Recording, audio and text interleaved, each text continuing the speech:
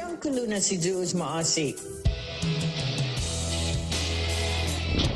The Point is KUSG, Hagåtña, Guam, 93.3 FM and 104.3 HD3. The 2020 presidential election results has some rejoicing and others rejecting. I'm Mary Corsetti, Fox News. After several grueling days of vote counting, Joe Biden has secured enough electoral votes to become the 46th president of the United States. And world leaders are now sending their congratulations to President-elect Joe Biden and Vice President-elect Kamala Harris. I look forward very much to working with President Biden and his team on a lot of crucial stuff for us in the weeks and months ahead. Tackling climate change, trade, international security. UK Prime Minister Boris Johnson. Meanwhile, the Trump campaign takes on legal battles in the Keystone State. Republican Senator of Texas Ted Cruz joins Fox's Sunday Morning Futures, saying the media doesn't get to decide who's the next president. As an American watching this, as you hear all these allegations of what's going on, and it's hard to know what the facts are, it's hard to know what the truth is. Well, we have a process for ascertaining the truth, which is that you can go and present evidence and test it in a court of law, and then those appeals will go up both through the state appellate system and the federal appellate system, and this case could very easily end up at the U.S. Supreme Court. And Republican Senator of South Carolina Lindsey Graham joins Fox's Sunday Morning Futures, saying that the American people deserve transparency. I want Pennsylvania to explain to the American people how 6 people after they die can register and vote in Pennsylvania. Meanwhile, Florida is bracing itself for Tropical Storm Ada. A state of emergency remains in effect for all the Keys, as is a hurricane warning. A few businesses in Key West put up shutters and plywood, but by far, most are not even bothering to. For those living in trailers or on houseboats, they should have left and found safer shelter already. 6 to 12 inches of rain is forecast to be coming. Storm surge, flash flooding, also serious concerns. Fox's Phil Keating reporting from Key West. America is listening to Fox News.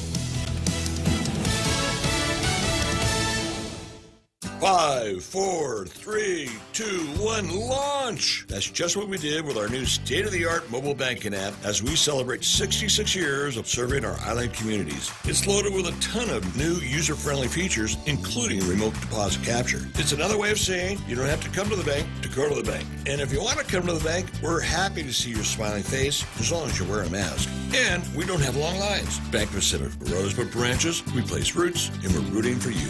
Member FDIC.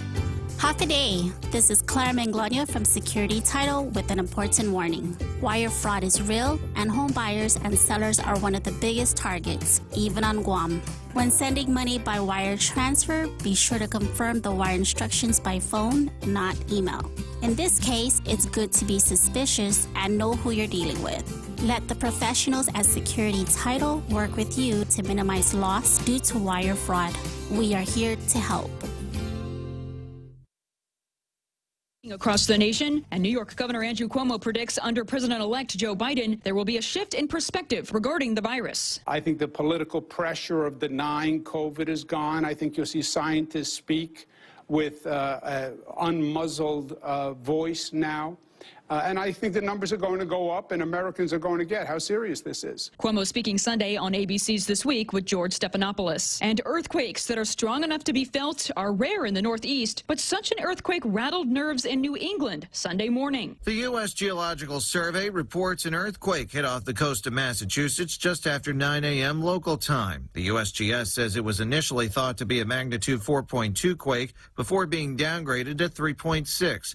It was centered a few miles off the coast of New Bedford and Buzzards Bay. Even though it was only a magnitude 3.6, the quake was felt across southeastern Massachusetts, Rhode Island, parts of Connecticut, and even parts of Long Island and New York. Experts say because the East Coast has older rock formations, the vibrations from a quake travel much further. Fox's Rob Dawson. And NASCAR's season wrapped up Sunday with the crowning of a new champion. Chase Elliott marked his name in the history books on Sunday afternoon in Phoenix. The 24-year-old from Dawsonville, Georgia, is about to join his father, Awesome Bill, in elite company. Chase Elliott is a NASCAR Cup Series champion. Sound courtesy of NBC. Elliott taking the checkered flag in the season finale 500, becoming the 2020 NASCAR Cup Series champion. At just 24 years old, Elliott is the third youngest driver ever to win the Cup Series title. Some family legacy as well, as Elliott's father Bill won the Cup Series championship in 1988. The Elliots are just the third father-son duo to accomplish that feat, joining Lee and Richard Petty and Dale and Ned Jarrett. Fox's Ryan Mayer. I'm Mary Corsetti, and this is Fox News. Mezcla Chamorro Fusion Bistro in Hagåtña and Mezcla Dos Upper Tumon are now open for takeout and delivery services. For more information, call now at 479-2652 or 3 or Mezcla Dos at 646-6295. Mezcla Chamorro Fusion Bistro brings you island hospitality with the true taste of modern Chamorro cuisine at the comfort of your own home. They take your local favorite dishes and serve them with extra flair you will only find at Mezcla. Mezcla, a true taste of Guam. Did you know your smartphone is one of the most powerful tools in our fight against COVID-19? That's why we're bringing you the Guam COVID Alert Exposure Notification app. Developed by Google, Apple, and the PathCheck Foundation, the app works by letting you know if you've been exposed to someone who's positive. It's completely voluntary, and more importantly, it's anonymous. Add your phone to the COVID fight. Go to guamcovidalert.guam.gov or download it from the App Store or Google Play now.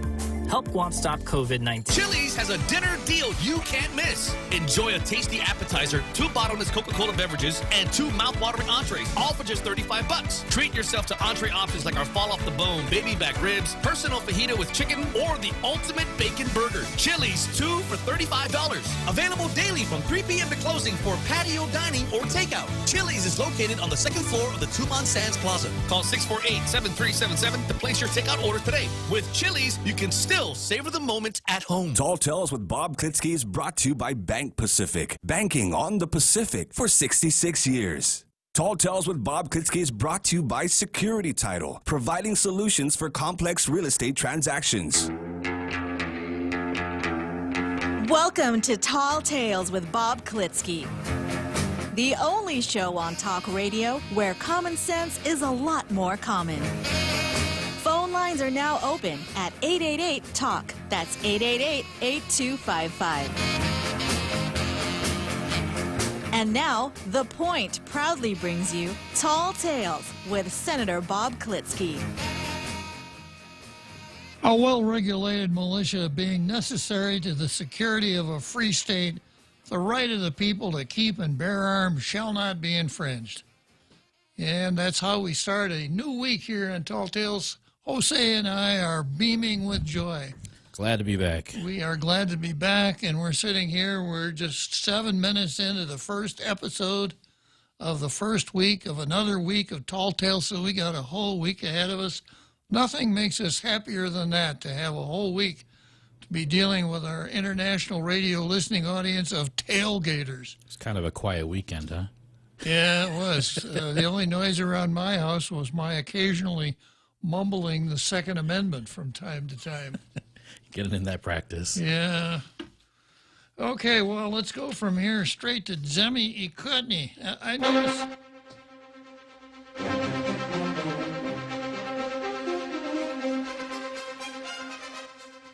I notice I've got a post here right off the bat from Ishmael Velez. He said, Congresswoman Alexandria Ocasio-Cortez, also known as AOC, is asking for people to commence making a list composed of Trump supporters so they can be shamed and the government can come after them.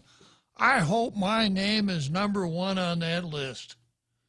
I can't think of a greater honor than to be on the top of AOC's list of Republicans we hate. She finally figured out how to merge fascism into government. Yeah. That's AOC. All right, let's start right out. No, nothing different here today. We've got the Daily News running their usual Trump baiting editorial. I'm going to read it and insert my own comments from time to time. Democracy and decency. This is something the folks at USA Today probably don't know too much about. All presidential elections are historic in their own way, but 2020 is truly one for the books. The turnout was stupendous, the highest participation rate in more than a history.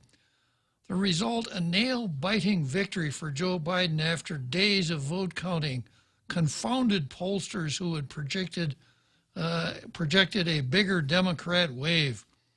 Biden, who turns 78 on November 20, becomes the oldest person elected to the dumbest and highest office, and also the dumbest person. His running mate, Senator Kamala Harris of California, becomes the first woman and the first African American to be elected vice president. It's a nice sounding sentiment, but like so much of the stuff that USA Today puts out, it's just dead wrong. Kamala Harris is not an African American. Kamala Harris's mother was born in India. Kamala Harris's father was born in Jamaica. So if you really want to get into identity politics, she's a Jamaican Indian or an Indian Jamaican, but she's not an African American. She's not someone of African descent born within the United where the American flag flies. But of course, it's so much easier to, well, you know, she's an African American because she just is. That's all, right? Yeah, and of course, in these days of identity politics, you want to choose your identity group carefully. So, being an African American carries a whole lot more vote than being a Jamaican American. Jamaican American wasn't trending. No, it wasn't trending. Yeah, the focus groups. The focus groups. Yeah, gave it really low. Yeah, an Indian American. No, because then people will think you're after the Native American vote. Yeah, so much for accuracy, but she is not an African American. Biden's win, tighter in the Electoral College than in the national popular vote, showed that the majority of voters, exhausted or enraged by the turmoil of Donald Trump's first term, were looking for a change. Now, nope. No. Sorry, my finger slipped again. Yeah, and here's something. You know, I have not scored this as a win for Biden, even if all the votes were counted, if all the challenges were over. Biden is not the victor here. People didn't vote for Biden. They voted against Trump. So you or I, Jose, if we could have kept our mouth shut, it's a pretty big if we had been the Democrat nominees and the mainstream media did the same job of stirring up hate for Donald Trump, we could have won. Even though neither one of us is an African American, we could have won. We could have been an African American. Well, I suppose if spent a couple of days on the beach. Yeah, right, and the racial dolezal approach to identity politics. Who's going to deny you that? So, you know, one of the things that causes me to take heart here is that the Democrats, if it hadn't been for the hatred that was stirred up for Trump, the Democrats would have come pretty close to getting skunked. They lost seats in the House. They're not going to get control of the Senate. So we had the phenomenon this time around of coattails, but no coat. A lot of people nobody lost out big on down ballot, which is what the Democrats were saying. And the Republicans did very well in state houses and governorships, etc. So there were long coattails behind President Trump. There just wasn't any coat. And if we have to give credit to anybody, it's got to be the mainstream media who took after him even before he was elected. On with the editorial. They replaced the first president who had no prior public service experience with a politician who has nearly a half century of it. And this is a plus. Yeah, Joe Biden's got a half century. He's a career politician, much better than Donald Trump, who hasn't been living off the public susu for his entire adult life.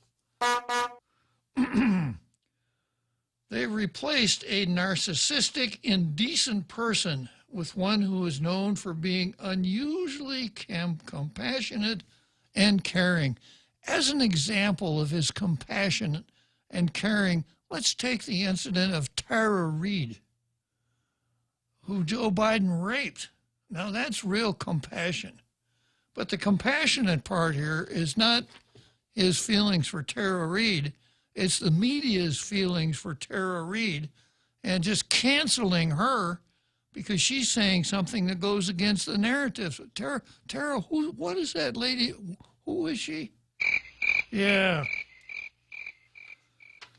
A decent president who respects the nation's Democrat ideals, Democrat, not democratic, Democrat ideals, exactly is what needed at this point with a nation split by Trump's reign of chaos in the throes of the worsening public emergency. The purpose of our politics, the work of the nation, isn't to fan the flames of conflict. We leave that to the mainstream media, like Gannett News Services and USA Today, who's doing exactly that with their editorial. Biden said Friday night, striking inappropriate and healing. Can I have some music here for this? The voters replaced a narcissistic, independent person with one who is known for being unusually compassionate and caring. They replaced a divider with a uniter. So touching. Yeah, and they're talking, now, just to make no, they're talking about Joe Biden here. A decent president who respects the nation's Democrat ideals exactly is what needed at this point, with a nation split by Trump's reign of chaos and in the throes of a worsening public health emergency. The purpose of our politics, the work of the nation, isn't to fan the flames of conflict, but to solve problems. As the election results showed, this remains a nation deeply divided along cultural and political lines. Absolutely, I got something right. Along cultural, you got it right there. And you know, going back through all of the presidential elections that I've lived through, including I remember the day that FDR died back in 1944. That's how far back I go. Wow. Yeah. And so I watched. I remember the election where Dewey beat Truman in the newspapers, but Truman actually got more votes, and right on up. And there were times when, you know, as an adult, I got kind of committed to what was going on, as to who I wanted to win and who I didn't want to win.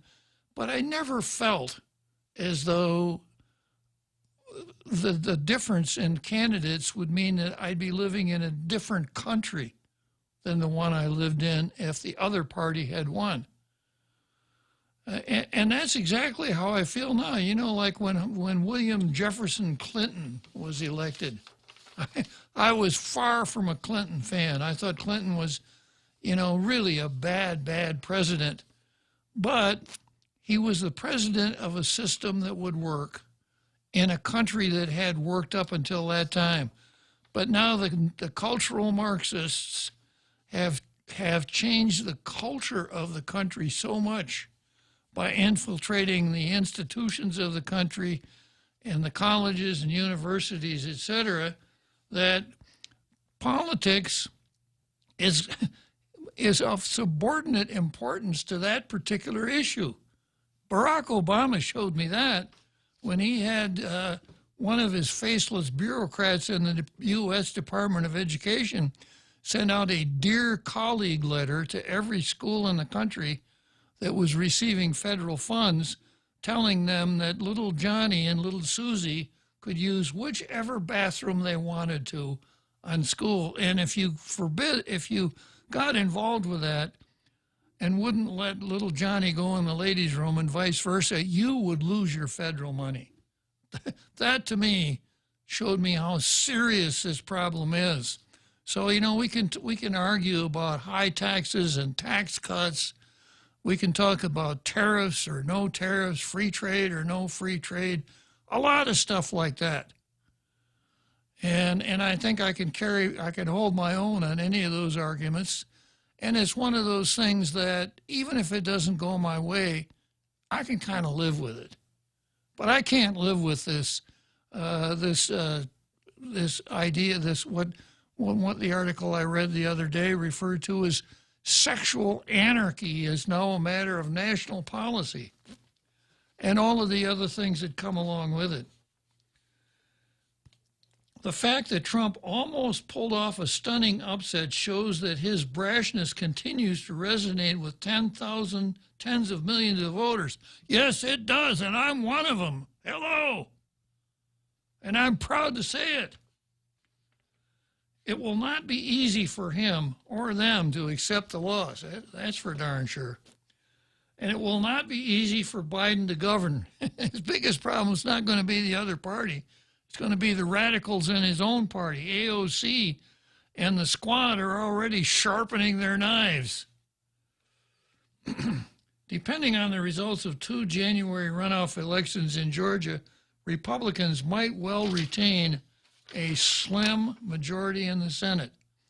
And even if Democrats reach 50 seats, there are some Democrats representing red states would likely balk at progressive ideas and nominees vigorously opposed by Republicans. I read an article today that said that Joe Manchin, Democrat senator from Virginia, is thinking about changing parties. Makes a lot of sense from his standpoint. Perhaps no other Democrat nominee besides Biden could have carried the battleground state of Pennsylvania, where he was born. And perhaps more than anyone the Democrats could have fielded, Biden can bring his humanity to play in restoring some of the things that have been lost in this country in nearly 4 years. What a joke. You know, Biden can't even restore his own memory. He's not a charismatic figure, guys, in case you hadn't noticed. Well, it took him 47 years. Yeah. Yeah, and the old saying, if at first you don't succeed, try 3 more times. Part of Biden's appeal is the things he won't do. Attack doctors and scientists, attack the integrity of our Democrat institutions, profit off the presidency. Nope. No, he doesn't do that. He lets his brother and his son do that, not him. Plausible deniability.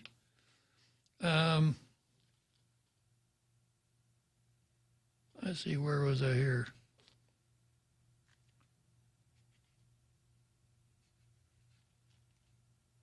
Traffic in racist fear-mongering. You know, this racist thing, of course, no matter what, all you got to do, if you're a Democrat, trot out the R word, racist. Oh, pay no attention to him. He's a racist. Oh, okay, I got it.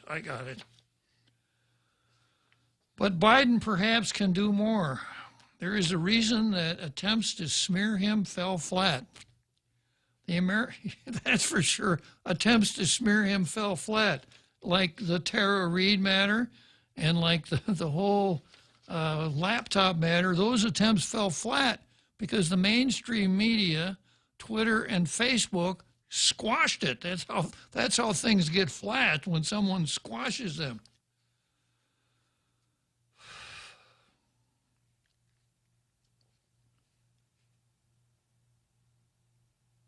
The American people know him well, and he has built up a reservoir of goodwill. Yeah. The first order of business is to get America out of the hole it is in from the pandemic, which claimed 1,529 lives on Election Day. Fortunately, all of them were able to vote for Joe Biden. The The means developing a coherent national strategy to contain the virus until the vaccine is ready, and building public confidence in a vaccination program. When I see the word national strategy, I want to run and hide. That's the last thing we need, is for the president to take on a dictatorial approach like our governor and develop a national strategy. And then talk about building public confidence in the vaccination program. It was just a couple of months ago that the first vice president, who was a woman and an African American, and the first one to get cable internet in her neighborhood. The list is long. Yeah. She said, I would not take any vaccine that's developed during President Trump's administration. So, you know, that means that she'll either have to walk that back or say, well, yeah, it's different now because I'm in office. That was then, this is now. Another high priority is to restore America's tattered global reputation. Yeah, let's see if we could get those 3 Middle Eastern countries that reached a rapprochement with Israel. Let's see if we can get them to back out of that, because it looks like Trump has laid the seeds for peace in the Middle East. The first tourists of Israelites just landed in the UAB. Yeah. Just landed. Yeah, well, I think we can depend on the Harris-Biden administration to turn that one back. And then they're also rejoining the Paris Climate Accord. That's really good. They never met a tax they never liked. Beyond that, the details of a legislative strategy can be worked out over time. For now, in many ways, America just needs a return to the normality that previous presidents of both parties exhibited. Well, at least they understand the English language. I didn't see any, yeah. So there's one thing I like about this editorial. President-elect Joe Biden's victory represents the political equivalent of Alka-Seltzer. I was thinking more along the lines of X-Lax or castor oil.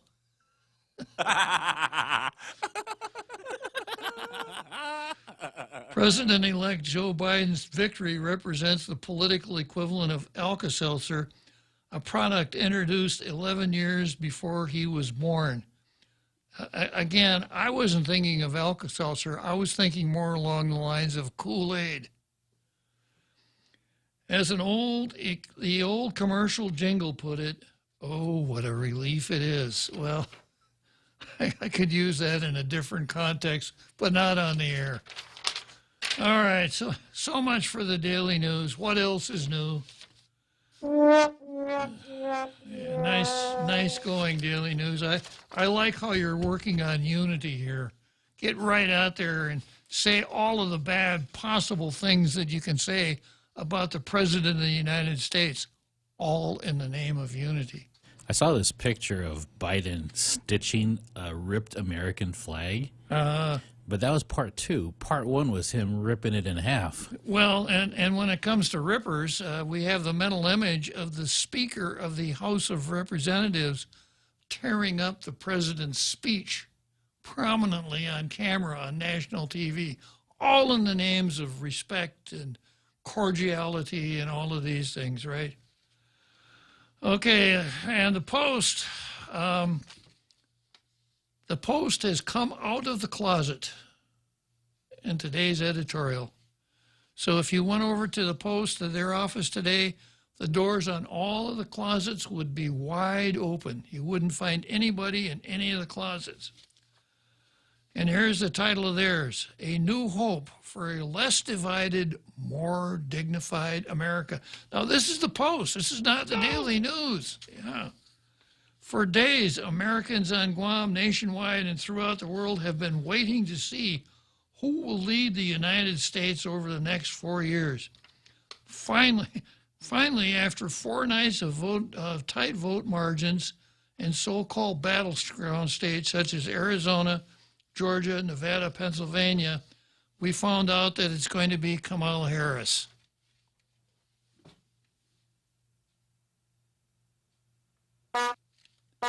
Yeah. Actually, the editorial said the Democrat presidential ticket prevailed, but it's kind of the same thing. President-elect Joe Biden and Vice President-elect Kamala Harris clinched victory Sunday morning, Guam time, sparking an outburst of cheers and tears of joy. I guess I live in the wrong part of town. I didn't hear anything except people saying, you get your bleeper out there. The only thing I heard was people saying, Okay, you got Janelle it just in time. Yeah. We got it. And then this idea of clinching victory. Yeah, well, maybe. I'll go even so far as to say probably.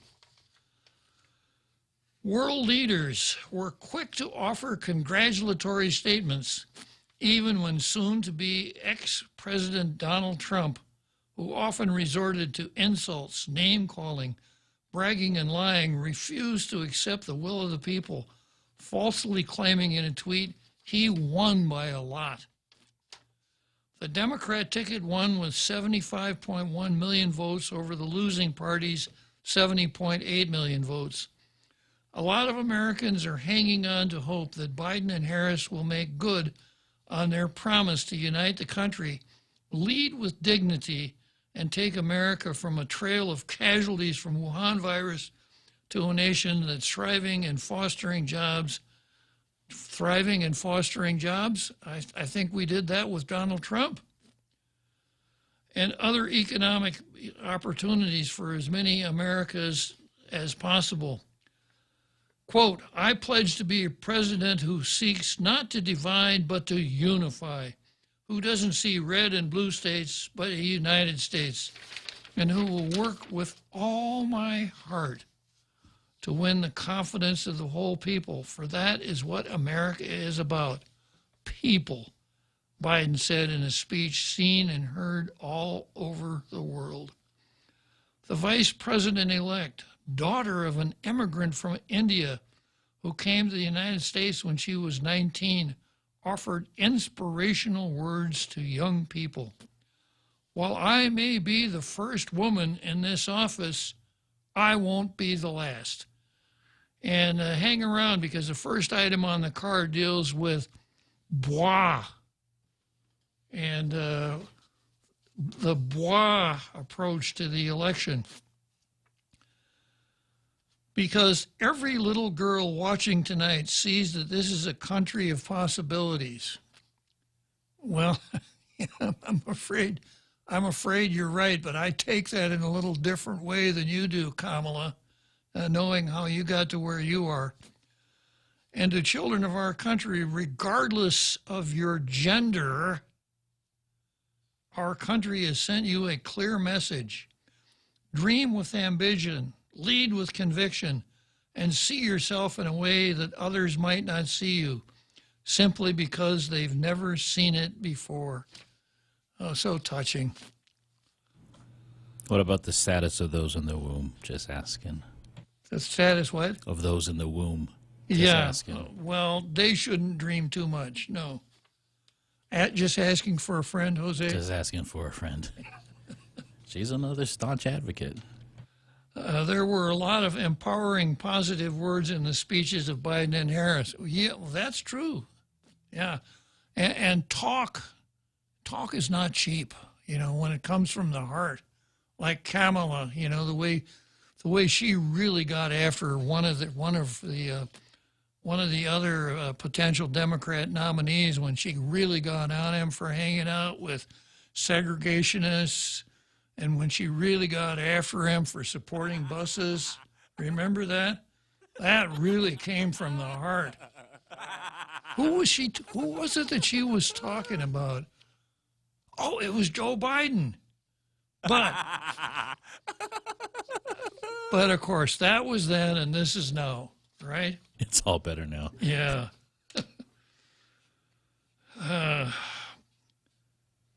While they are not in office yet, and the gravity of the nation's problem from Wuhan virus pandemic death toll and continuing spread to the economic woes of many Americans can be daunting, the soothing rather than scathing words are a good start. No, that's not true.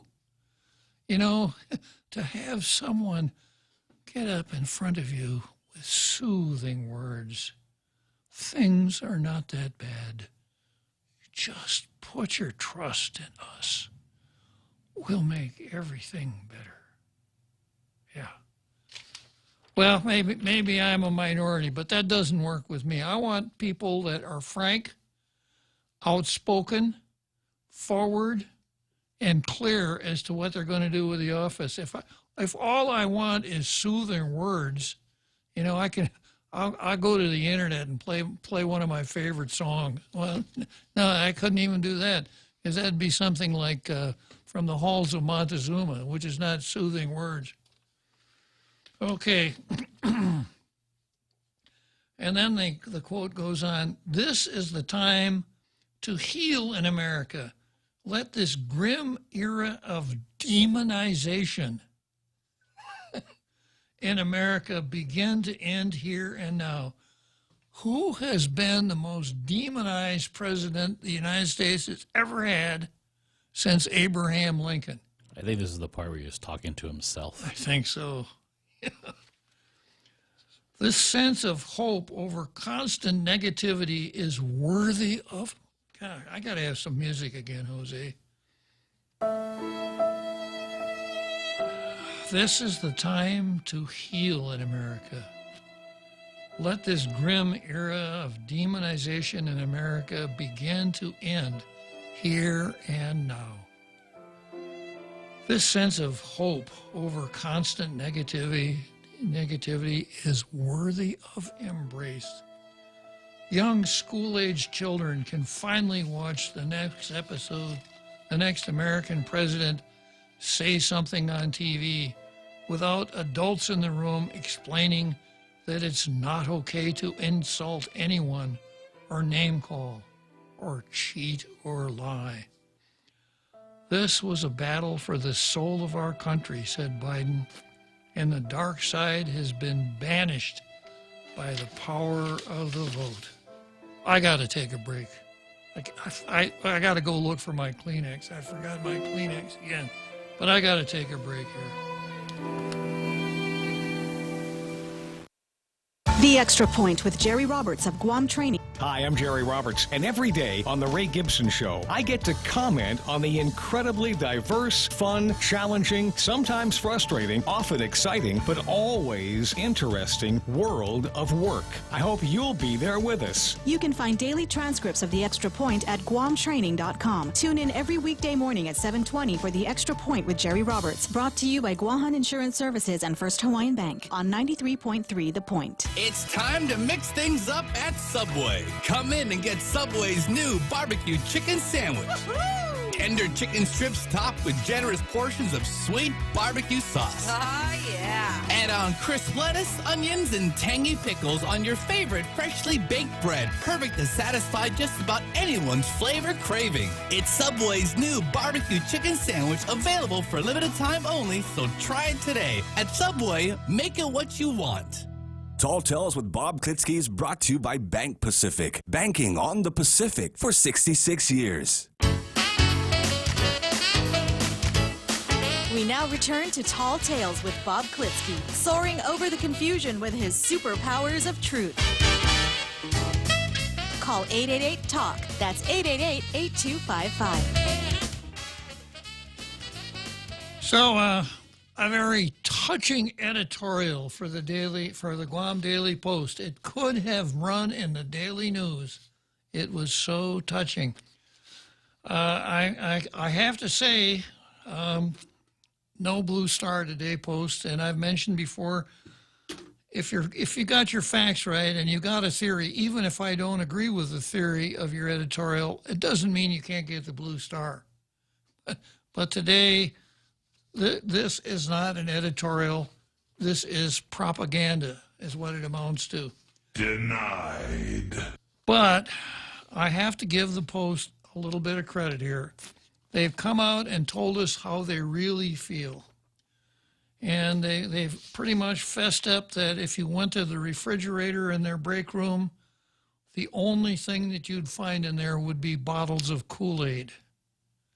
But they pretty much, you know, the purpose of an editorial is to tell you how the publisher of a newspaper, how the management of a newspaper, what their feelings and their thoughts are. So long as they keep it separate from the newsroom, so long as the newsroom just reports the news, that's the way newspapers are supposed to operate. So now that we finally know where the Post's head is at, I got to be complimentary, because I didn't detect that in their news pages like I did almost all the time with the Daily News. So that doesn't get you a blue star. It gets you an attaboy, which is better than a poke in the eye with a sharp stick, right, Jose? I don't have any attaboys for them. All out. No, none at all, huh? None. All right. Well, confession is supposed to be good for the soul, Jose. And they've come out and then confessed. We are closet Harrisites. We are in fact we're backing the Harris-Biden ticket. Okay, let's take a look at the card here and see what we've got. I've got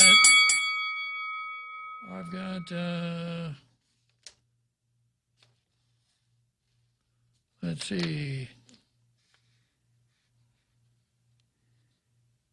I've got a ticket I'm not easily able to read here.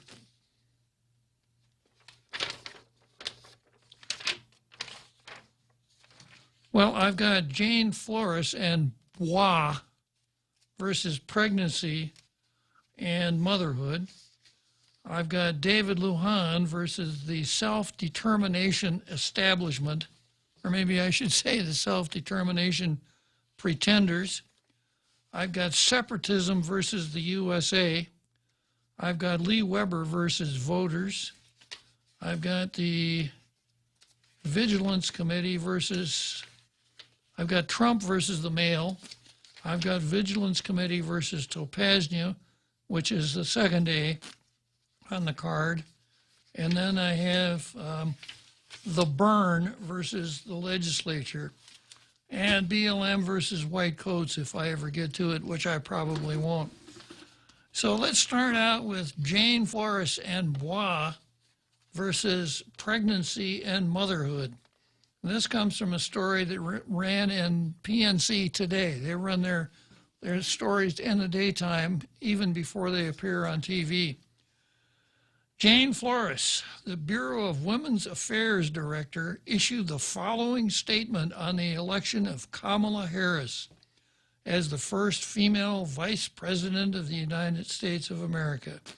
Quote, "But while I may be the first woman in this office, I will not be the last, because every little girl watching tonight sees that this is a country of possibilities." As Kamala, this is still Jane's release, as Kamala uttered those words, both as the first woman and the first woman of color to be elected vice president, the television cameras on every broadcast network airing her speech showed every woman of color and ethnicity on the human spectrum simultaneously cheering and weeping. Yeah, I noticed the women in my household were neither cheering nor weeping. Now, does ethnicity, is she saying every color and ethnicity? Does it mean if you're white you don't have an ethnicity, or is white one of the ethnicities? Kind of hard to say. But every woman showed women of every color and ethnicity on the human spectrum simultaneously cheering and weeping. I guess I just don't hang out with the right people with cervixes. If you could read the minds of the women witnessing Harris' speech they would present a kaleidoscope of specters. Now, Jane can read minds. So if you could read the minds of women witnessing Harris's speech, they would present a kaleidoscope of specters: slavery, beatings, sexual assault and harassment. I guess she's talking about Tara Reid again, right? Unfair and unequal treatment over what she wore, how she acted, what she said, what she was paid or not paid. And then here it goes: opportunities lost because of gender, pregnancy, motherhood. Wow. Yeah. So here are all of the things, you know, that there are a couple of interesting legal terms. If you'll alert the folks that get out their Law and Order notebooks here, Jose. You know, if you have a string of words, there are two legal phrases that you use to determine how to interpret them. One is exclusio unius est, as you were, inclusio unius est exclusio alterius. So if you say anyone convicted of robbery, burglary, mayhem, or arson shall be sentenced to life in prison. What about rape? Well, not rape, because if it's not included, it's excluded. That's the exclusio unius, as you were, inclusio unius, exclusio alterius rule. The other one is called a justum generis, which means things of the same kind. So if I were to describe something, serious crimes such as rape, robbery, mayhem, will be punished by life imprisonment, then that does not mean that if it's not on the list, it's not included. Those words are listed by way of example. That's the difference. So Jane has got an a justum generis here. Yeah, she's saying a kaleidoscope of specters. And what is in that kaleidoscope of specters? Well, let's pick out some of the examples. There's slavery, beating, sexual assault, pregnancy, and motherhood. Yeah. And then she says, and how women have had to steel themselves to survive this point. How women have had to steel themselves to survive motherhood and pregnancy. So in other words, the way I read this, she's equating pregnancy and motherhood with sexual assault, slavery, and beatings. Amazing. It is. Now, of course, we all remember Jane over there at, how do you say the name of that agency, Jose? BWA, how do you pronounce it? You gotta sound it out like there's something stuck in your throat. Okay. Bois. Bois, yeah.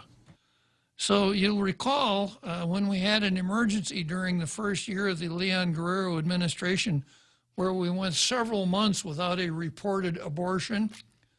And the governor panicked a little bit. She says, we got to find an abortionist. And she assigned Jane Flores and the Bois to go out and look off island to see if we could get an abortionist to move to Guam to deal with that emergency.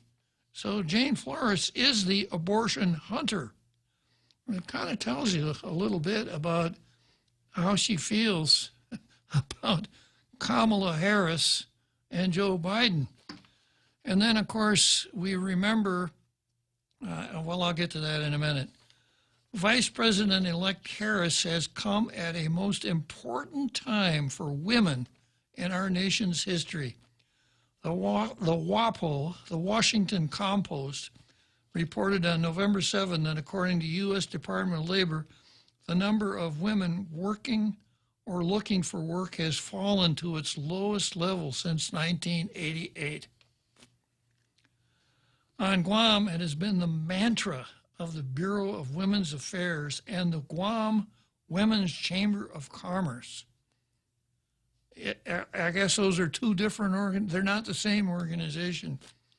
That our island, as is the case around the nation, most likely the globe, the Wuhan virus pandemic has affected single mothers more deeply than any other demographic. More deeply. Who's the governor? Yeah. Now, the Bureau of Women's Affairs stands ready to support President-elect Joe Biden, Vice President-elect Harris, our own first MAGA Haga, Lourdes LG. She stands ready, the Bureau stands ready to support these people. That's a real surprise.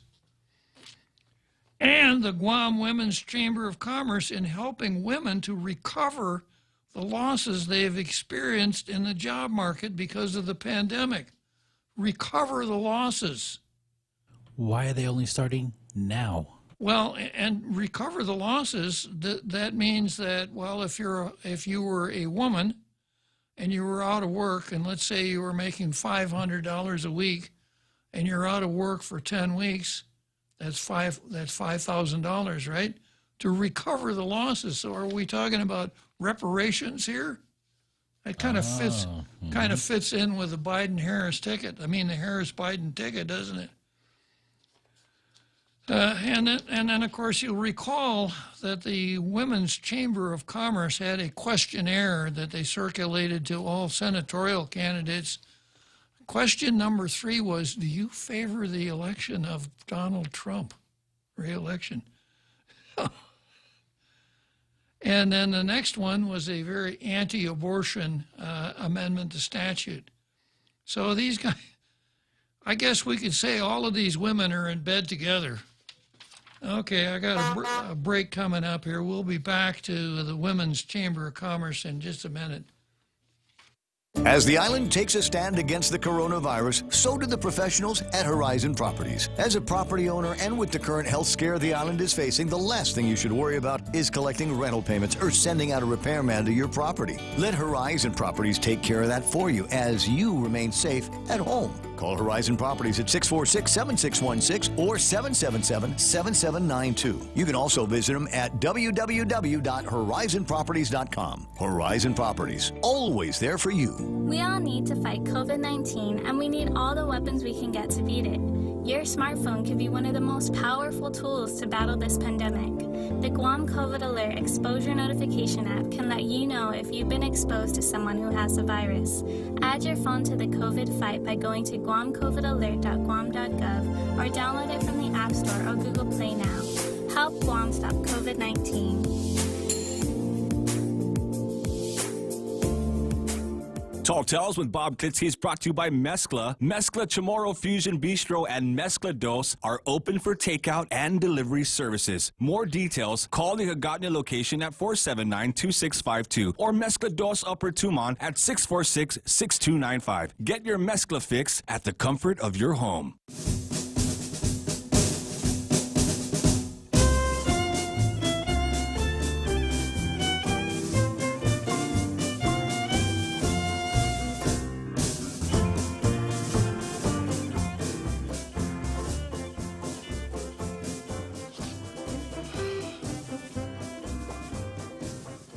So I'm still reading this release, this news story, which is in its entirety a release from Jane Flores over at the Bureau of Women's Affairs. The Bureau of Women's Affairs stands ready to support President-elect Joe Biden, Vice President-elect Harris. And by the way, they're not President-elect yet.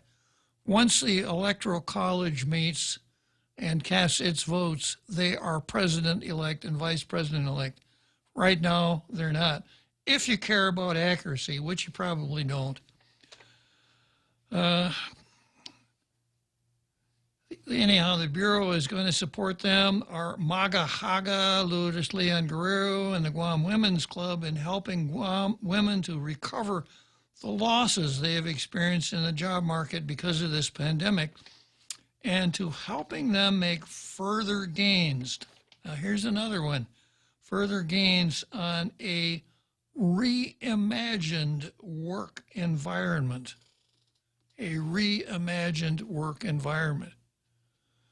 Maybe something like every corporate board should have half women and have, an equal division between those with and without cervixes. And we know that the Women's Chamber wanted that 10% set aside on all GovGuam contracts. So when I see something like this, help them make further gains on a reimagined work environment. The words reimagined work environment don't give me a sense of comfort at all. It's not lost on anyone that 100 years and 3 months ago, women won the right to vote. And, I never got around to mentioning this before. Too soft-hearted, I guess. So women were voting in Wyoming in 1890 when Wyoming first became a state. Other states also went along with that. When the 19th Amendment came along, just let me read it here for clarity.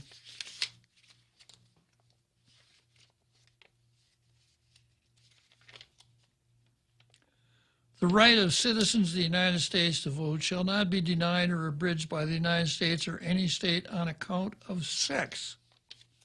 So it didn't say anybody has the right to vote. It just said you can't deny it based on sex.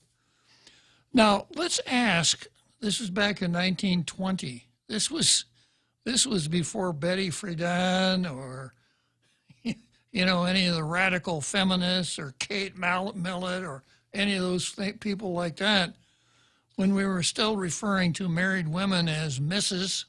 and single women as Miss. So how did that amendment get into the Constitution? Let me tell you how it got into the Constitution. 2/3 of the members of the House of Representatives voted to put that into the Constitution. 2/3 of the members of the United States Senate voted to put that into the Constitution. 36 of the United States voted to ratify that amendment. Now, of all of those people involved, all of them saying aye at the right time and not saying nay, how many of them were women? None.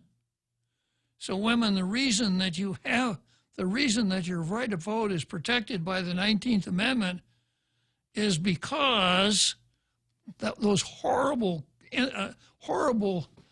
disposable creatures called men, those disgusting creatures called men, more than likely from a sense of idealism and fairness, not from self-interest, voted to change the Constitution so that women could vote.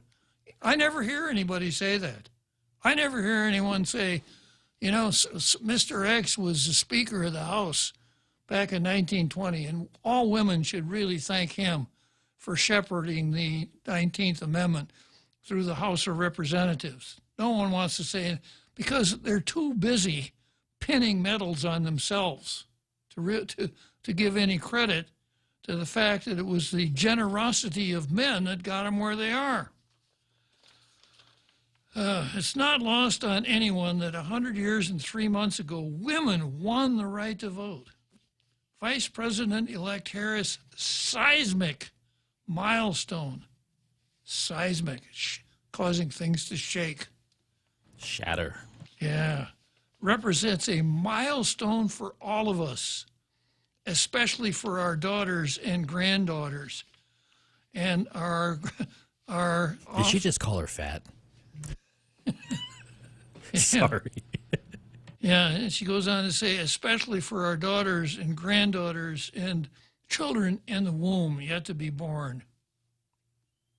Yeah, Janet never say that. Well, she did say that, didn't she?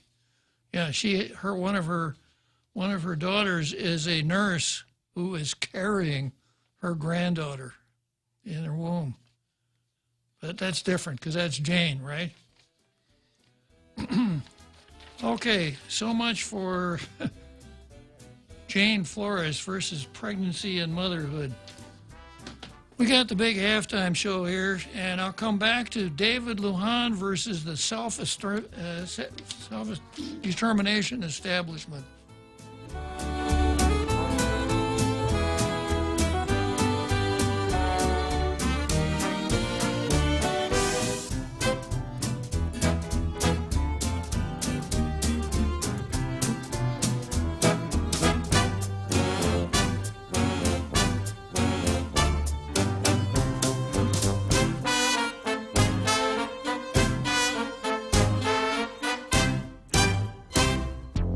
The Point is KUSG, Hagåtña, Guam, 93.3 FM and 104.3 HD3.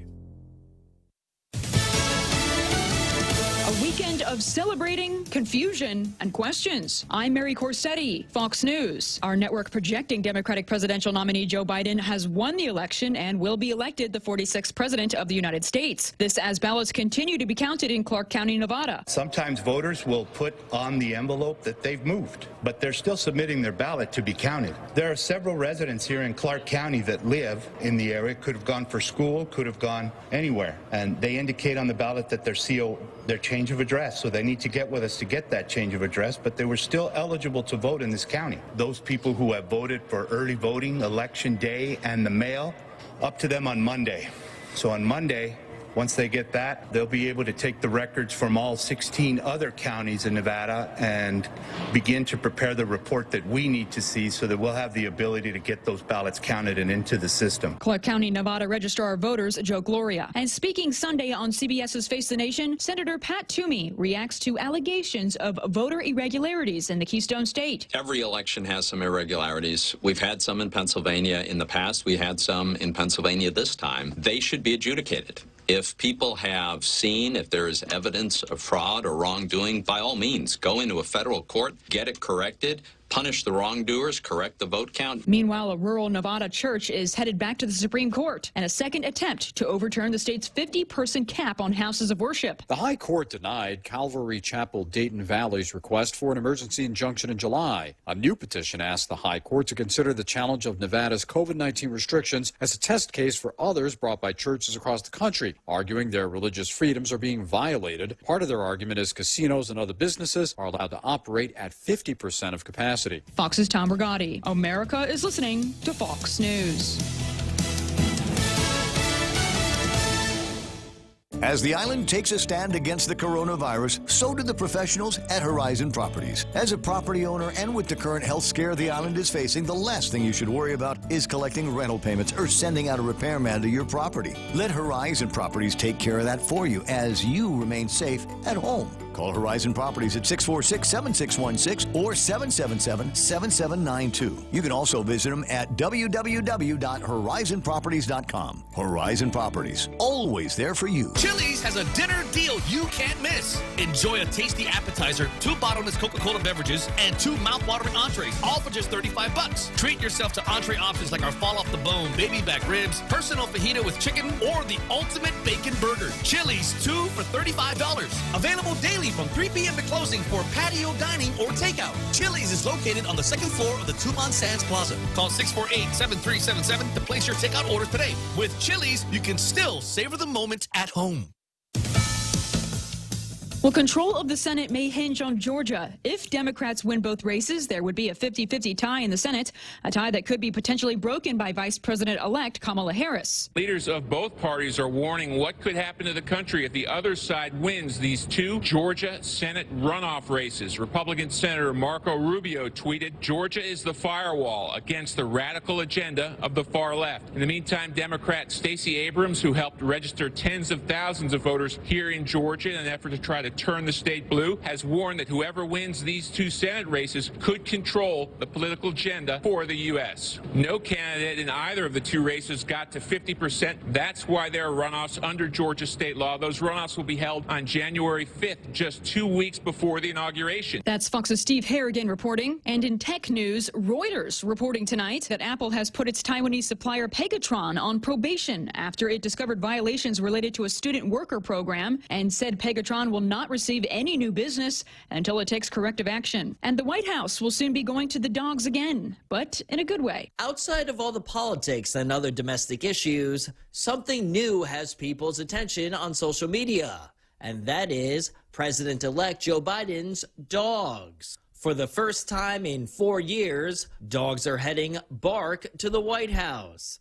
The president-elect has a German Shepherd named Major, who will make history as the first ever rescue dog to live at the White House. Major will be joined by his friend, another German Shepherd named Champ. The pair of dogs have become fan favorites as Biden occasionally posted about them during campaigning, including one Instagram post that he made saying, quote, "No rough days on the trail when I have some major motivation." That's Fox's Mike Gunzelman reporting. I'm Mary Corsetti, and this is Fox News. 5, 4, 3, 2, 1, launch! That's just what we did with our new state-of-the-art mobile banking app as we celebrate 66 years of serving our island communities. It's loaded with a ton of new user-friendly features, including remote deposit capture. It's another way of saying you don't have to come to the bank to go to the bank. And if you want to come to the bank, we're happy to see your smiling face as long as you're wearing a mask. And we don't have long lines. Bank Pacific grows but branches, we place roots, and we're rooting for you. Member FDIC. Half a day. This is Claire Manglonia from Security Title with an important warning. Wire fraud is real, and home buyers and sellers are one of the biggest targets, even on Guam. When sending money by wire transfer, be sure to confirm the wire instructions by phone, not email. In this case, it's good to be suspicious and know who you're dealing with. Let the professionals at Security Title work with you to minimize loss due to wire fraud. We are here to help. It's time to mix things up at Subway. Come in and get Subway's new barbecue chicken sandwich. Tender chicken strips topped with generous portions of sweet barbecue sauce. Oh, yeah. Add on crisp lettuce, onions, and tangy pickles on your favorite freshly baked bread. Perfect to satisfy just about anyone's flavor craving. It's Subway's new barbecue chicken sandwich, available for limited time only, so try it today. At Subway, make it what you want. Tall Tales with Bob Klitzkie is brought to you by Bank Pacific. Banking on the Pacific for 66 years.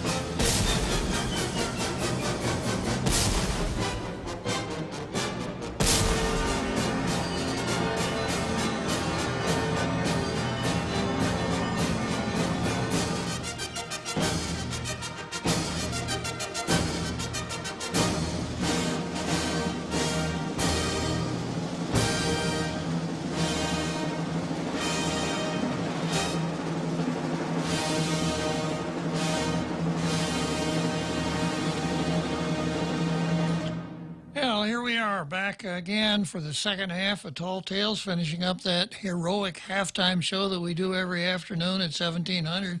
I got just a couple more thoughts here on Jane Flores' column and how happy she is. Let me see the line here.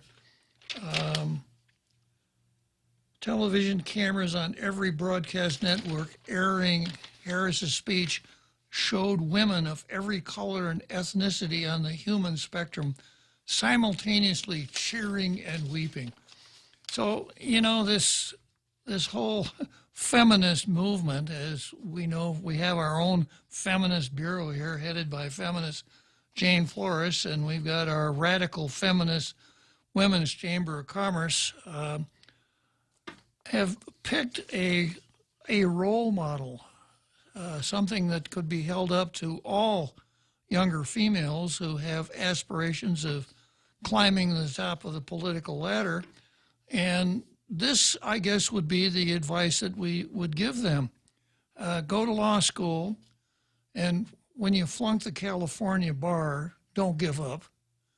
So Kamala has done something I've never done.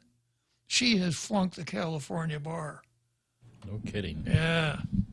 Wow. Something I never did. So, that wasn't told. yeah. Well, but it's a very small part of the story. So this is the career path then. So go to law school, and if you flunk the California bar, take it again, and then hook up with a man twice your age, who is politically very powerful. Someone who's the Speaker of the State House in California, who then becomes the mayor of San Francisco, even though you're 29 and he's 60, become his achakma. And that way he'll appoint you to a couple of do-nothing boards where he can make almost $200,000 a year without really having to do much of anything. Then run for office and have him use his political clout to help you get elected district attorney and attorney general of the state in which you live. It worked for Kamala, right? That's what I heard. Yeah. So if we're looking for role models, this is who the Women's Chamber and Bois are advancing as a great role model. And then one other thing, meritocracy. Now, I have this old idea about meritocracy, meaning that when we look for people to do the jobs, we're looking for the most talented, the person who's going to do the best job, right? So certainly Kamala was chosen because the gray heads in the Democrat Party looked at everyone who could hold a position of vice president, and went down the list, and there's some pretty smart people there. Elizabeth Warren, also known as Pocahontas, is an extremely brilliant woman, and I've made the statement before, if she hadn't got caught up with the left, she could have been a very valuable public servant because she's very smart, she's very articulate, she has a lot of sense, but she hung out with the wrong crowd, and it kind of spoiled things for her. So when you compare her with Kamala, there isn't much to compare. And Elizabeth was in the running for president and, of course, for vice president. And Amy Klobuchar, pretty talented person also. And some of the other vice presidential candidates might have made credible vice presidents. But Joe Biden made it very clear that this selection would be based strictly on merit. I want the person who's going to be the very best at holding down that office and, if necessary, succeeding me as the President of the United States. I'm looking for merit here. And a reporter says, well, what do you mean, Mr. Vice President? Well, I'm going to pick a woman for sure. And a woman of color. Well, and then about 3 days after he said that, a certain group of powerful African Americans said, you better pick an African American, Joe Biden. So the Kamala's merit came down to some things that she worked on really hard to perfect. Like Pocahontas, rose from an Indian reservation in Oklahoma to be a law professor at Harvard. She had to work hard to get there, and she really did. But Kamala really had to work hard to become a woman and a person of color, and that's her merit. Okay, enough for Kamala Harris, and I got somebody on the line here.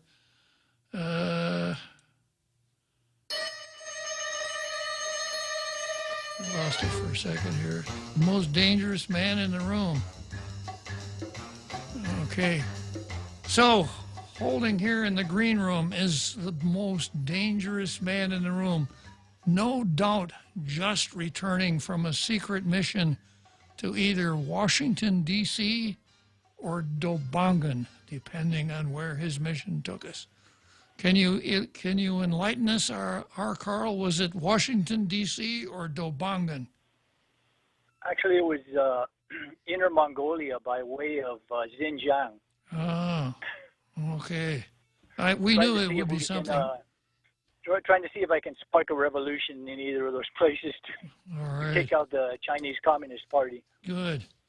You might I just want to make a, you might keep your powder dry. You may have to do it in the United States. yeah. I just want to make a quick comment about your comments about Kamala and the person she chose to take up with, as far as an older gentleman, twice her age, Willie Brown. He was married and he had 3 children. So that's something to consider as far as role models. We really want to destroy a marriage. I don't know how much damage it caused, but I mean, I wouldn't be happy, if I found out about it, if someone was affecting my family that way. Well, but anyway, even if it didn't bother the parties, think of what it does for the institution, where a prominent state politician openly flaunts the institution of marriage. In my lifetime, I've seen a time when we thought, so-and-so would make a good candidate for president, but he'll never get elected because he was divorced. And that's the way people were talking about Ronald Reagan when Ronald Reagan, but he's divorced. I don't know. The country's ready for that. Yeah, and my thought is, and it's true, that our delegate right now has gone through some issues. But I brought up that if you put that standard to everyone in Congress, in the Senate, and the House of Representatives, and said anyone that's ever done that, needs to depart. I have a suspicion that somewhere, give or take 50%, might evaporate. They wouldn't have any trouble maintaining social distance, that's for sure. Yeah, so this isn't to say that, other politicians are pure of that. The problem is when she's being put up as a role model for young people and young women. They need to be aware. If they'd have just left that out of there, and just said, I'm going to try to do the best job I can, etc., it wouldn't be an issue. But, if you're going to be a role model, that's something to look at. As we say on Law and Order, she opened the door. Yeah, exactly. It's just, she did open the door to that being brought up, because they're placing her as a role model, and that is probably something most women wouldn't want to have happen to them if they were married, for their husband to do that to them, and especially if they have young children. But anyway, that's all I wanted to say, just to kind of weigh in on that little fact. Well, we're always glad when you can draw yourself away from your secret missions to share a little time with us, Carl. So thanks for calling. Yeah, I'm using a burner phone right now, so I can't make this too long. Of course. I'm like Jimmy. I've gone Jimmy, and I've got a one of those disposable phones. Of course. Okay, thanks for calling, Carl. Okay, and then I glance around the green room, and I've got Martinez waiting in the green room. Good afternoon, Martinez. Good afternoon, Senator. Before I ask you my question, I got 2 questions that relate. I just want to make a comment. Kamala Harris is not an African American. She's a Jamaican American. Yeah, I made that observation at the beginning of the lionization of Kamala. Yeah. When you mentioned African American, she's not an African American. She's a Jamaican American. Yeah, I mentioned that when I corrected the Daily News editorial. The Daily News editorial said she's an African American, and I said no, she's not. If she's anything, she's a Jamaican Indian or Indian Jamaican. But anyhow, right. Go ahead, Martinez. Here's what I called. People, including people like you and Ray Gibson, were talking about how bad the incumbents were here in the legislature, especially through this pandemic. And the great champion against the incumbents, every time he calls up, Ken Leon Guerrero, was really slamming them.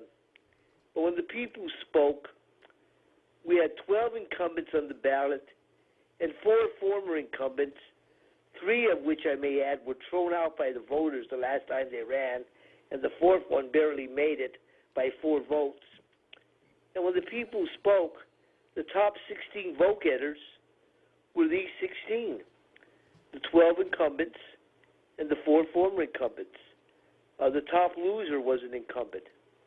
While Ken Leon Guerrero came in number 21. There's only 2 villages where he placed. He came in 15. The other 17 villages, he couldn't even come in top 15. It's a cruel message of the voters not to accept him. So what does that say to people like you and Ray Gibson and others that were slamming incumbents when the people spoke? How would you answer that? Well, how would you, Martinez? No, I'm asking you. I think it's wrong when people say, they're going to swell the incumbents. People are calling up, I know the incumbents are going to lose. And then look what happened. Well, the great champion about sweating out the incumbents, every time he calls up Ken Leon Guerrero, look what happened to him. He's a guy who the people didn't want. I think you're putting words in my mouth. I never said they're going to lose. I said I know there's a lot of dissatisfaction. And I'm interested in an analysis because I arrive at the same conclusion that you did, that we have a non-performing legislature, and we bring them all back and we recycle people, as you said, that lost before, and the recycling is a relatively new phenomenon. I know you could tell me that before Tina was reelected, I think only one person ever lost and then came back, and I think that was David Shimizu, right? No, there's been many that have done it, but most of them that do it come back in 2 years. David Shimizu held the record until now, where he came back after 12 years. Joanne Brown came back after 14 years. However, it's possible, I can't believe it, that Jim Butler, you remember Jim Butler, do you? I do. He was in the second Guam legislature, then came back, and I don't know if he lost, but it doesn't matter. He came back in the 11th Guam legislature. That would be the record. Yeah. But yeah, most of it is the other thing.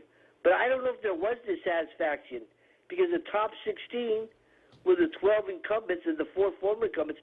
That's a perfect record. So what's your dissatisfaction? I think there's love for them. That's a perfect record. What's your analysis, Martinez? My analysis is that when Ray Gibson keeps on slamming them, that the voters don't like him. I think that's wrong. I think the voters like him. No, but your analysis of why they were so successful. Part of it's got to be a good part of it. They were not failures in doing their job, or else they would have been thrown out. I mean, it's clear. I mean, top 16, if anybody was a failure, it was Ken Leon Guerrero. It's got to be clear. But here's my other question.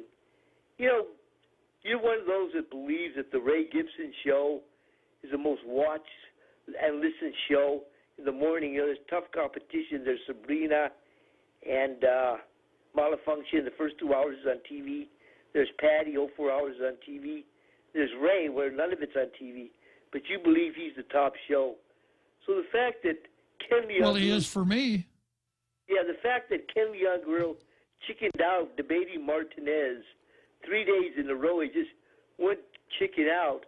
He's like the boxer, not wanting to come out of the dressing room for the main event fight, asking his handlers, the real Joe Cruz and Ray Gibson, I don't want to go out there against Martinez.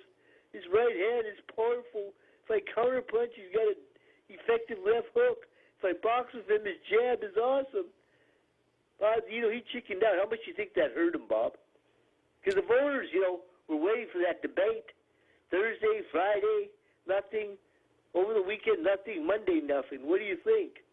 He chickened out against Martinez. You can't deny it, because his boy Ray and Joe were supposed to set it up. I'm going to quote Clint Eastwood.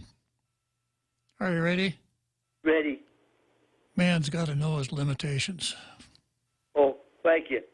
Okay, that's all I got to say. Okay, Martinez. Thanks for calling. Yeah. All right, so... Yours and Ray's greatest fans, ladies and gentlemen. Your greatest fan. Really. And as far as analysis is concerned, of course, you know, the fortunes of an incumbent depend primarily on the quality of his opposition. In fact, the fortunes of any candidate. And other than Ken, I didn't think there was really quality opposition out there. Michelle Armenta could have been. However, her campaign was rather lackluster, to say the least. And given this whole pandemic thing, it was really hard for people to campaign as they would have. And then so few of the people that run nowadays don't understand that you can't wait until you file your papers to start running. So extremely weak opposition could be a success for ineffective senators. Okay, so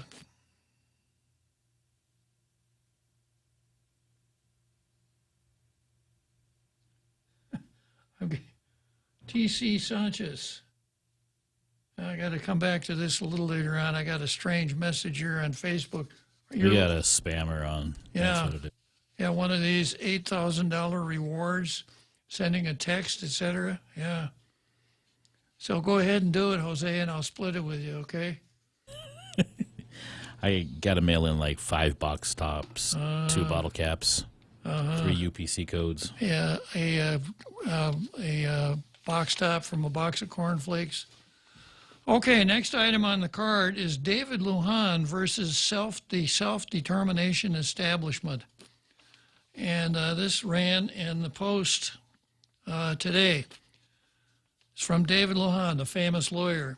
In the November 3rd edition of the Daily Post, there was a letter written by 3 persons, namely Jesse Chargaloff, Deborah Ellen, and Iriu Mitchell, regarding the following. A, Chamorro self-determination and colonialization. B, the potential forms of decolonization, such as statehood, independence, free association. The gist of the letter is a plea to, quote, leaders to heed this call and to lead the charge toward any of the 3 goals. While I believe the writers mean well, the move for Chamorro self-determination has been around over 40 years. The demise of Chamorro self-determination has been so-called, quote, political leaders who pay lip service to Chamorros while winking at non-Chamorro voters. Yeah. The last person these writers should rely on are such leaders, meaning elected officials. And I suppose, well, anyhow, the issue of Chamorro self-determination relies on having a population base sufficient to influence the remaining population. Now, that's a novel thought. Influence the remaining, where the separatists think, all we got to do is just have the Chamorros and forget about the other 65% of the people on the island. Any further delay will find the issue on a hospital bed in a condition akin to a cardiac arrest. Colorful language. So the writers, you be the leaders because you believe in the issue and your heart appears sincere. So writers, do it yourself. I suggest you plan to have an election on different forms of self-determination. Consult with Maria Pangilinan, the director of the Election Commission, on the following matters. A, how many precincts will this special election require? B, how to situate the respective precincts throughout the island on the basis of population. C, how many election workers will be required, their identity, and the cost to hire each for election day. D, any other costs related to an election of this type. E, dig into your treasure trove of wisdom to ensure the special election is a success.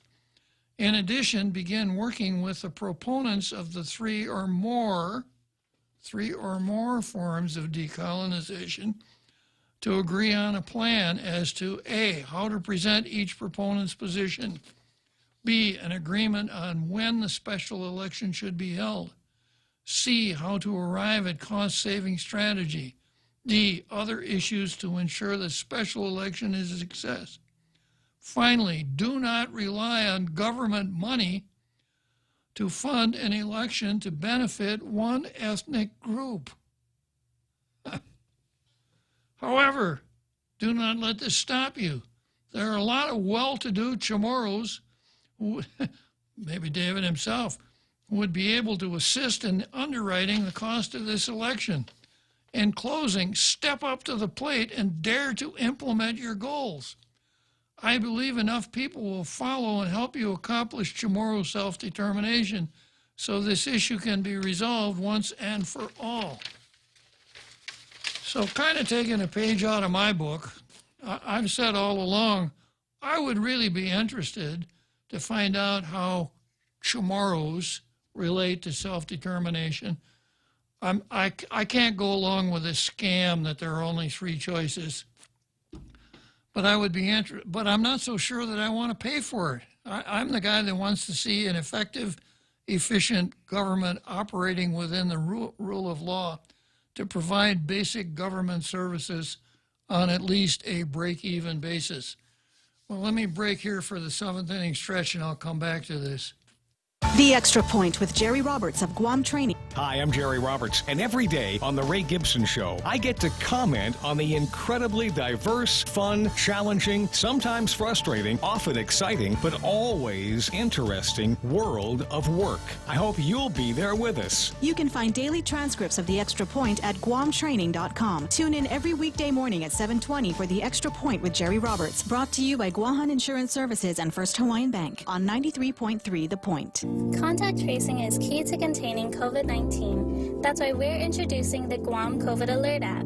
According to Oxford University, for every 100 to 200 downloads of this app, 100 infections can be prevented and 1 life can be saved.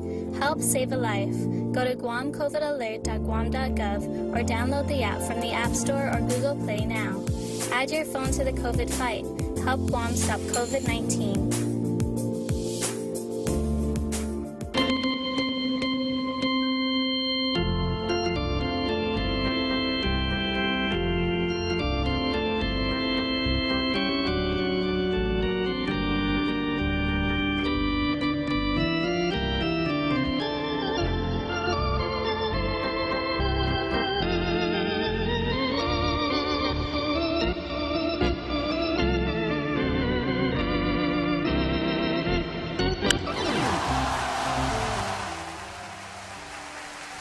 Okay, here we go.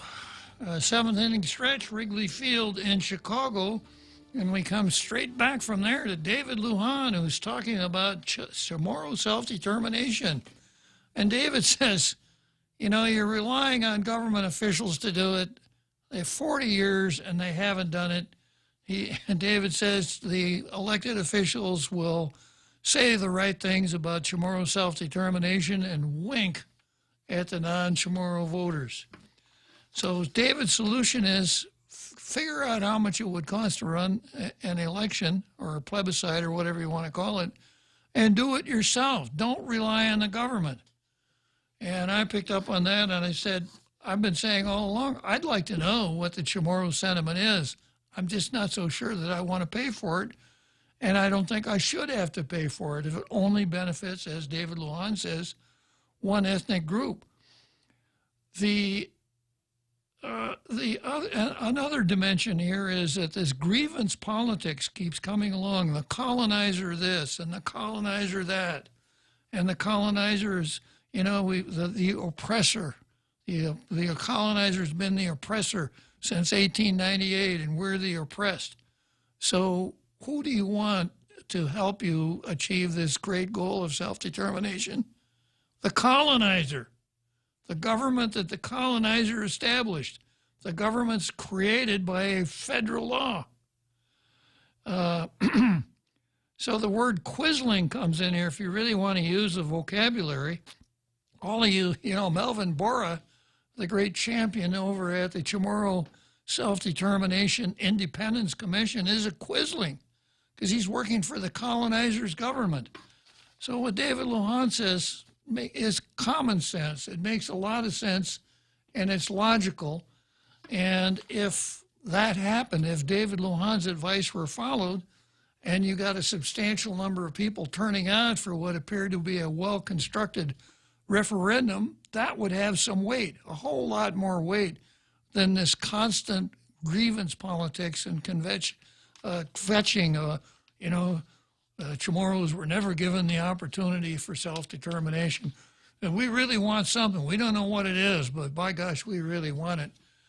When the real name of the game is that the separatists want Guam to be separated from the United States, but they know that's too big a pill to swallow. So it's, you put the frog in the water and you increase the heat of the water slowly and the frog won't jump out. So by continue to maintain this Chamorro self-determination myth, you're increasing the propaganda in favor of independence, and people get to do it on the government payroll, like Michael Bavacqua and Melvin Bora. Both of them have been on the government payroll for their entire careers, as far as I know. So David Lujan makes a lot of sense. Okay, next on the agenda, on the card, it's more separatism. Separatism versus the United States. And what I have here is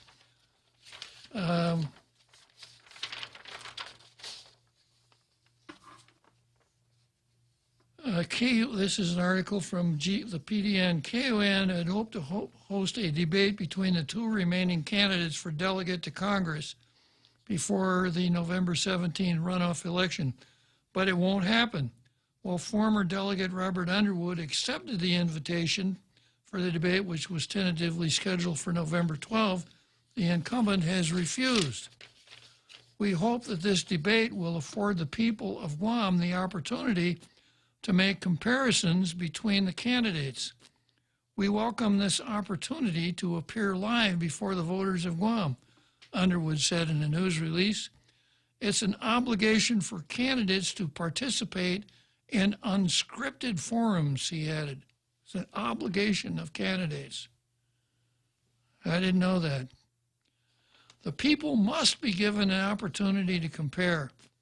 Now, this is from a guy who lost the election by what, 3,700 votes? 33%. He only received 33%, yeah. Yeah. Okay, let's see who I got on the line here. Oh, I keep losing my stack every time I leave it. Senator Chris Duenas. Okay, Chris, let me finish this, and then I'll come right to you. So, in a news release announcing he wouldn't accept, Senator San Nicolas said, "I grew up with great teachers in our school system, all of whom always taught me to never engage with a bully." He said the entire Underwood campaign has been nothing but bully tactics and negativity. We will continue to ignore him as we were taught and hope that this too can be a great example for our children. And then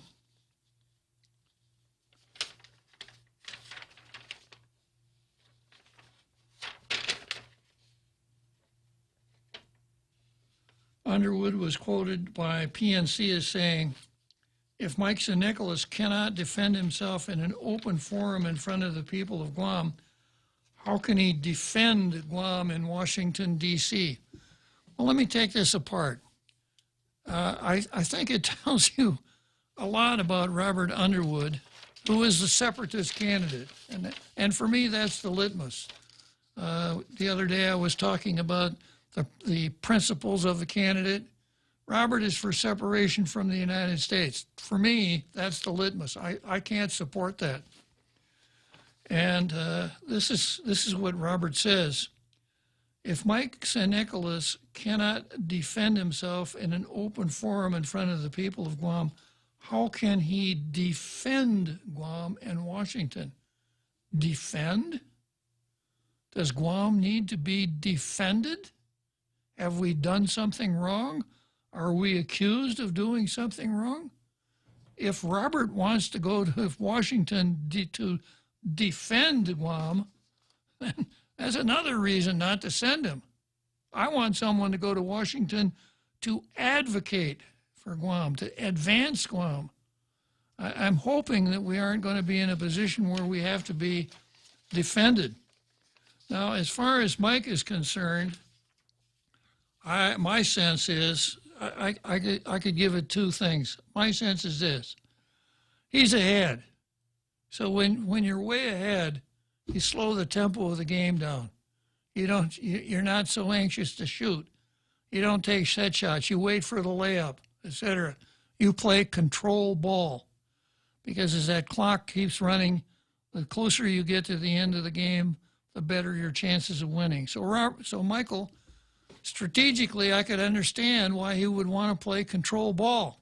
Second thing, there's an imponderable here. He just got out of the hospital with double pneumonia.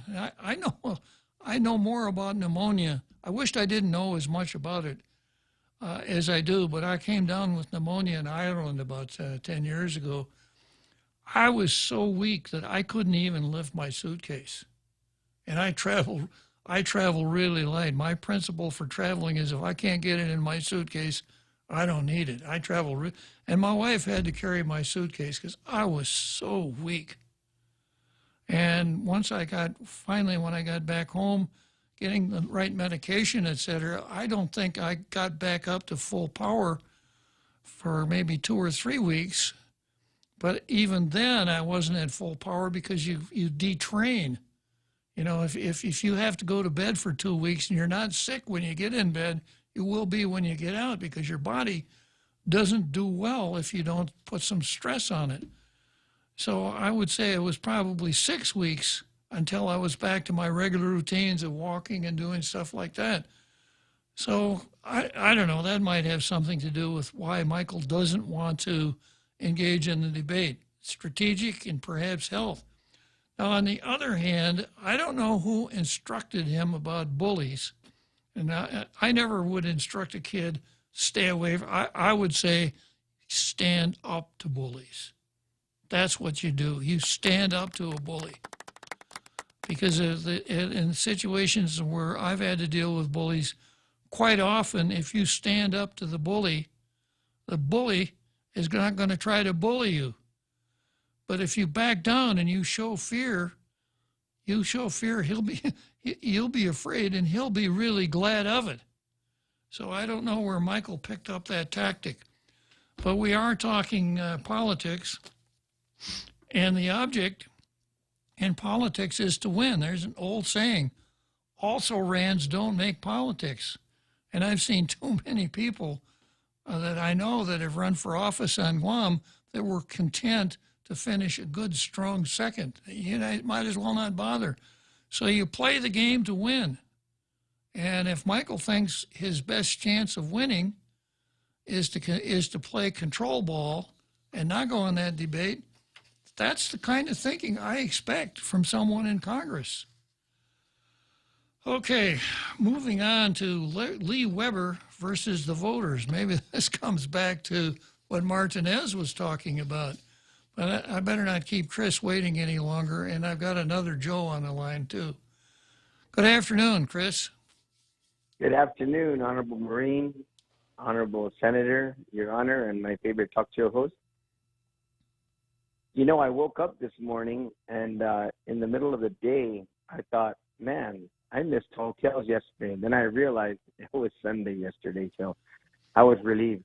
Yeah, well, I can imagine that was quite a shock for you there for a minute, Chris. It was. I thought to myself, oh, my God, I've missed some quality information and some great talk radio. Anyway, I wanted to mention that I read Dave Lujan's article, and I was actually kind of lit up because when I sat in Ray's chair on the last round of being a guest talk show host, I did a day and a half on this particular subject, and that was exactly what I was proposing, that even if it took fundraising or whatever else it is, and to petition the Election Commission to be able to allow for a privately funded run election on exactly that matter, if you wanted to keep it strictly to those who would be on the Chamorro registry. You know what's interesting, Bob, is two things. One is when I run into and I sit down and talk about this issue with many Manamko, and I listen to what they have to say. And most especially those who have served, first of all, I just want to be clear. I'm for statehood. As you've mentioned before, it's a difficult, it's not impossible path, but it's always good to dream. Senator Eddie Duenas, my cousin, actually is the statehood chairman, and I'm very well briefed on the effort. But one of the things when I talk to Manumco, most especially a lot of times, is I hear two things. Boy, I don't think they want the vote to happen because it's going to be either statehood or something closer to our nation, the United States of America. And then the other thing is, boy, they just don't want it to happen. So I was very interested when I read Dave's article on this one because I agree with him. And you've mentioned this a lot of different times on your program that sometimes the grievance and the affliction is, or the perceived affliction, or some sort of impropriety is stronger than the desire to solve the problem. Phrased another way, Chris, some people would rather bitch than be happy. That's what I remember. But I mean, the thing is that I'm a believer that the dialogue is so important. The communication, the conversation, the discussion is so important regardless. But I'm a solution-oriented troubleshooter kind of individual by nature, and I like to get to this, get to a decision at some point. And so that's why when I heard you discussing it as well, I my ears perked up to give you a call because I was really kind of surprised and encouraged by Dave's position on this particular matter, and I think he's on the right road as far as I'm concerned. True enough, Chris. Well, I got to give you a little warning here of what's coming up. Tomorrow's Tuesday, and then Wednesday, you're not going to be able to get Tall Tales on the radio. Are you kidding me? Yeah, no Tall Tales on Wednesday. Sad to say, it's Veterans Day. But we'll be. I was going to say, I believe though that as bummed out as I'm going to be, and as much as I'm going to be jonesing, I'm going to find every way to honor a veteran. I'm going to go visit my brother down at Veteran Cemetery and do some other things. So to fill the time, because I'm going to have a hard time with that one. Yeah, I know, Chris. Well, anyhow, I'm glad you got through Sunday okay. Thanks a lot for calling. Take care, Senator. Enjoy the show. Have a great afternoon and the rest of the show. Thanks. Okay, so we're going to start the home stretch here, and I'm going to go down the home stretch with none other than Another Joe.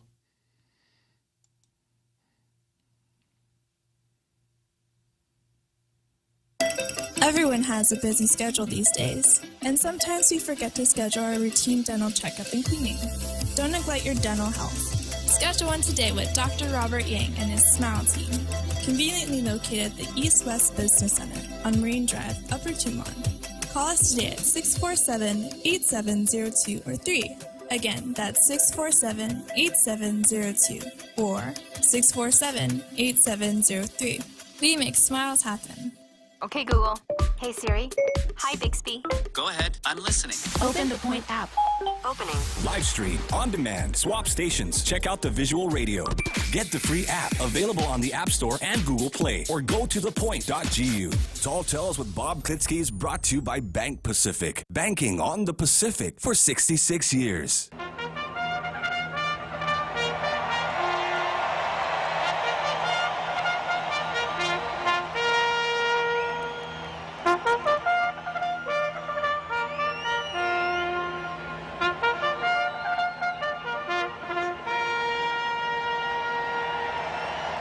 It's the home stretch.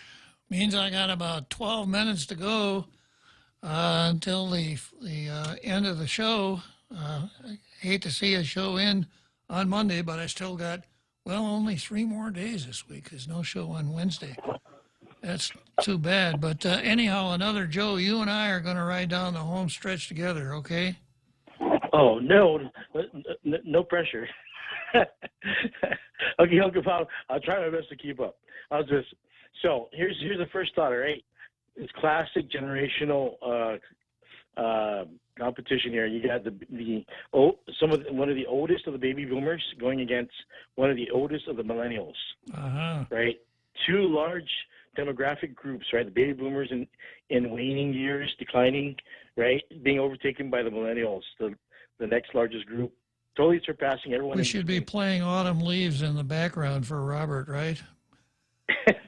Well, I don't want to be too negative or make anyone sad or anything, but the next thing I was going to mention was that with regards to this ethnic identity issue, right? It goes back to the issue of is there tomorrow people? Who are the tomorrow people, and will they continue to exist? And of course, your message is okay. They can do it without the government endorsing it or being controlled. The government being controlled to enact it or something that I forget exactly how you worded it. Somewhere along those lines, where it can be done. Doesn't have to involve the government in a large way. So does it sound in the ball field club? Say again. So far, does it sound in the right area so far? Your point of view regarding the Chamorro identity movement. What's the question again?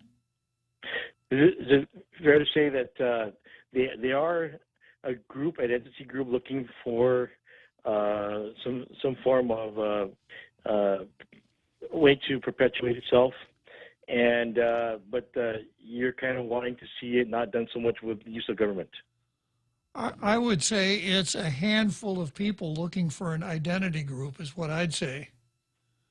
And if they find the identity group, if they really are an identity group, then why would they want to engage the government of the colonizer when they're trying to get free from the colonizer? That's the definition of a quisling. Well, it's not it's an example of a quisling. Yeah, I guess the best way I could compare this is throughout the decades, America's had so many waves of ethnic groups coming through. Polish, German, Italian, from different places. I guess in the 90s, people from the Balkans, possibly, from Russia, and everyone's expected to assimilate and integrate into the American culture and add to it as it evolves, this American culture. And there's a sense of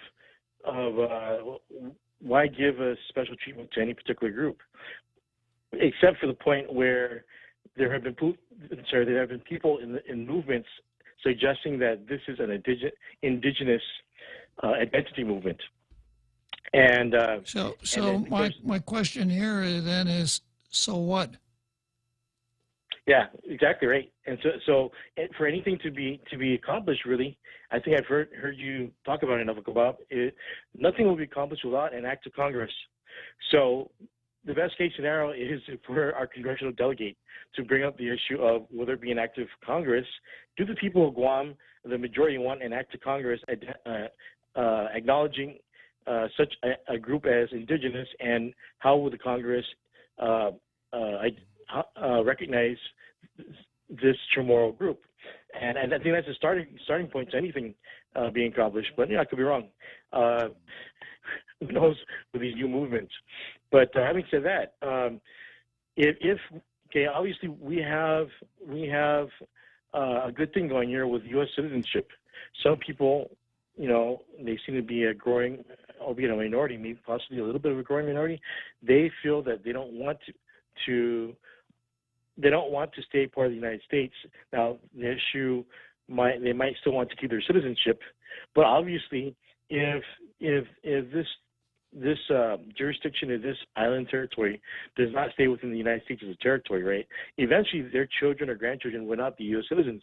So, in effect, they're looking out for themselves, not so much for their children or grandchildren. So that's something to think about. But right now, we have U.S. citizenship, so I think it's a good thing. Now, if we did not already have U.S. citizenship, right, then the issue would be, what do we want, right? Do we want to be allies with the United States? For some reason, it pops into my mind the issue of what's that place that Serbia was trying to ethnically cleanse. Ethnic cleansing. It was like a territory of Serbia, Yeah. and the U.S. stepped in and bombed them. I forgot the name. I think Albanians. There's this little territory that is administered by Serbia, or was administered. It's now a new nation, right? And they consider themselves Albanian, but they have another name for it, right? So then there's a new nation that was formed because the U.S. Stopped the Serbians from bombing them and ethnically cleansing them. And there's this other place, Montenegro, I think it's called, used to be part of Greece, right? And so they figured they had a separate identity from the Greeks, and they have a new nation. So I'm just comparing to things that I remember that the U.S. has been involved in some way. I don't remember if they were involved in Montenegro, but I know they were involved with the people that the Serbs were trying to ethnically cleanse. I think you're thinking of Bosnia. Bosnia? Yeah. Well, Bosnia was one place, but there's this place south of Serbia, and I'm not sure why I have a mental block going on. But I'm just saying that these are examples of the U.S. recognizing new nations, right? I'm trying to figure out, do Chamorros want to be identified as a new nation? Because in doing so, well, we might lose our US some of them do, and that's the point. That Robert and Michael Bavacqua and that whole ilk want Guam to be a separate, independent nation. And that's not necessarily going to work out the way that we like it, because we got the communist Beijing China eyeing us, right? They don't know they want to destroy us. Put yourself in my place. I'm certainly not going to like it. And I think if you want to go on ethnicity, majority of the people in the island are not going to like it. So where does that leave us? Yeah. That's, however, with this thing called democracy, right? We have to hear each other's point of view, right? And attempt to have some sense of I don't know, fairness, if you want to call it that. Well, that's where the nationalists shoot themselves in the foot. They talk about high ideals, but to someone like me that spent his whole adult life here and wants to stay, I want to be buried down to the veteran cemetery, not right away. But, Guam isn't even close to being independent, and that group wants to restrict the vote, and they want to restrict the free land. So, we're all for democracy and the rule of law and everything like that, except if it comes to voting or getting handout of land from the government, you got to be the right ethnic group. Otherwise, you don't get squat. That doesn't send a very good message to everybody who doesn't fit into that ethnic group. Another Joe.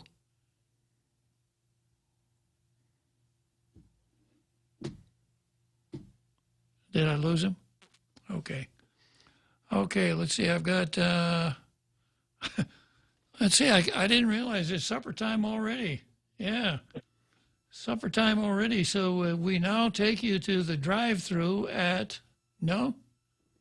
Looks like it's Joe again. Oh, we're back. Oh, I'm sorry. I'll get off and let Jack talk. How's that? Jack has to call back. Jack just called back. There he goes. I'll just go ahead and let Jack have some time with you. All right. But we don't want to see your veterans at least for 20 plus years. Okay. Thank you very much. All right. Take care. Joe. Yeah. So let's have the right accompaniment here for drive-through Jack.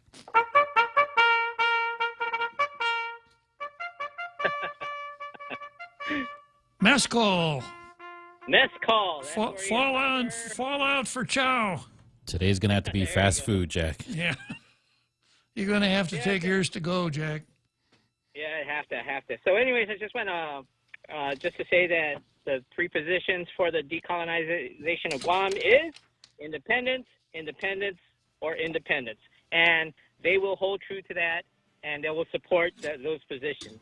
But I called really regarding the runoff election, and there's a bit of conundrum because I asked Congressman Mike, I said, how are you going to ensure that you'll have proper representation at the polling booths and at the county when, the Democratic Party is the party of representation? And, that's a good question to ask. Good question. I'll see if I can remember to bring it up tomorrow. We're right up against the end of the show here, Drive Through Jack, so good talking to you. Bobby. See you tomorrow.